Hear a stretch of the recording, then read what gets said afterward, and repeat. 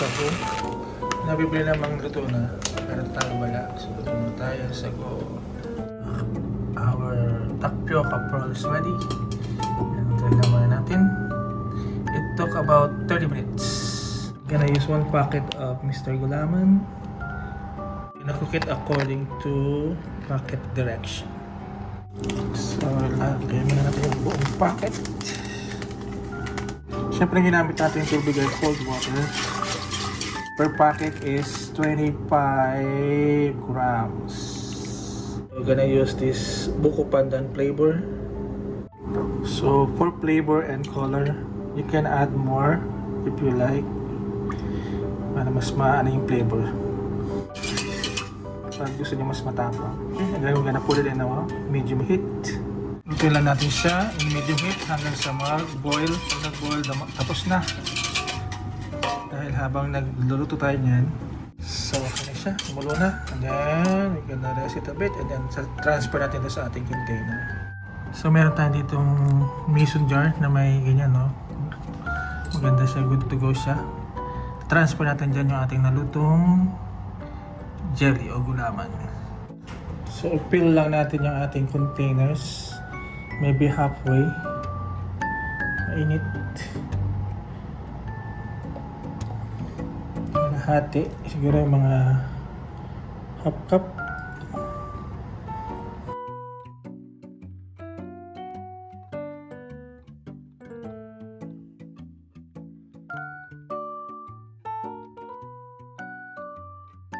And then, balik tayo pag nag-settle na siya. Pag lumamig na at tumigas.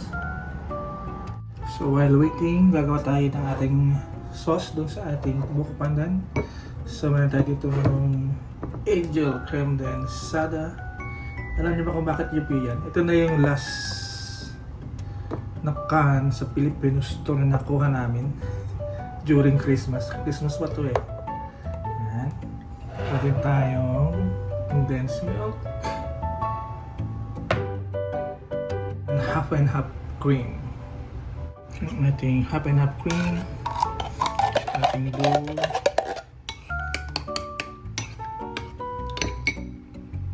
and some condensed milk. You can always adjust the sweetness.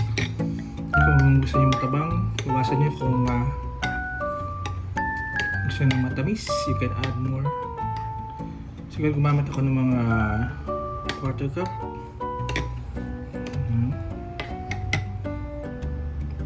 Dahil medyo thick na yung ating sauce, lagyan natin ng half and half cream para mag loosen up lang siya. I might use a cup or more para lang mag ano yung ating cream.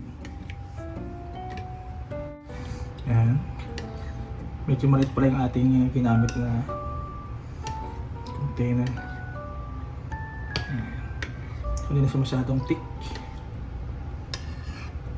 Saka yung tamis niya medyo sakto lang, hindi masyadong matamis. But you can always add more if you want a little more sweet.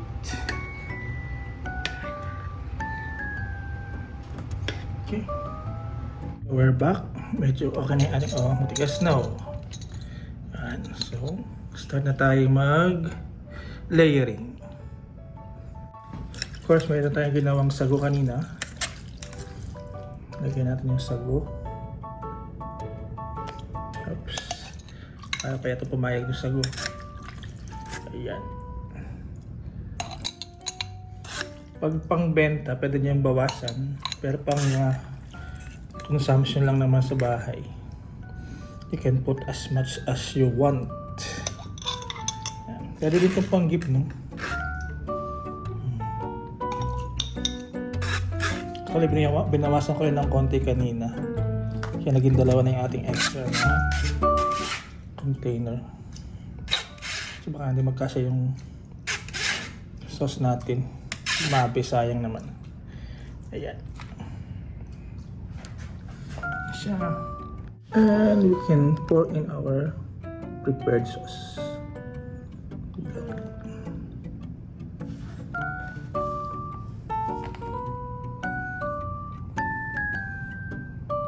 lagyan ng konting room para pag hinalo may space pa siya later.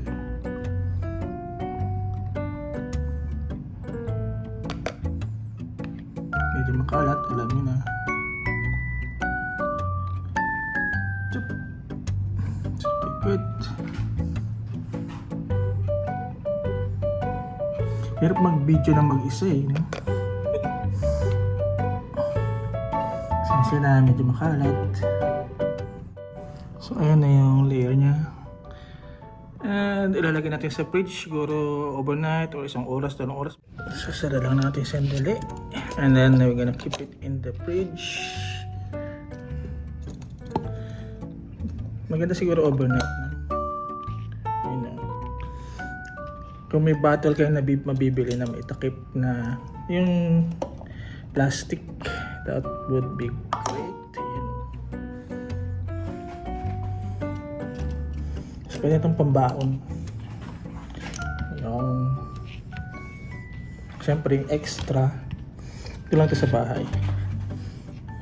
Yung kanyang extra.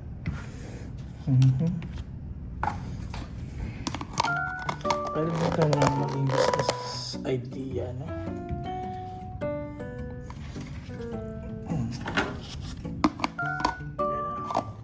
Lagyan natin sa fridge. Then mamaya testingin natin. Okay. Oh.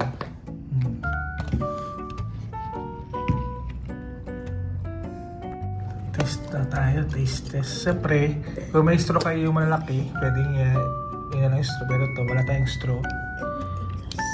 Kutsarahin na lang natin para madurog yung gulaman.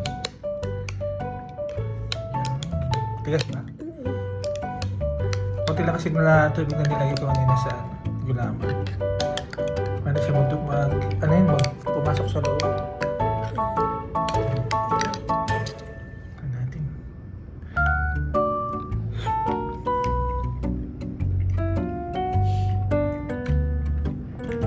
Masarap. Kaya mo haluin siya para ma-absorb yung gulaman yung ano. Masarap siya. Parang di siya magiging matubig masyado. Pwede nga yung negosyo eh, no? Kasi nakaalim. Bibili lang yun. May mga bote na bubble tea na biliit. Kain na. Isa pa ba?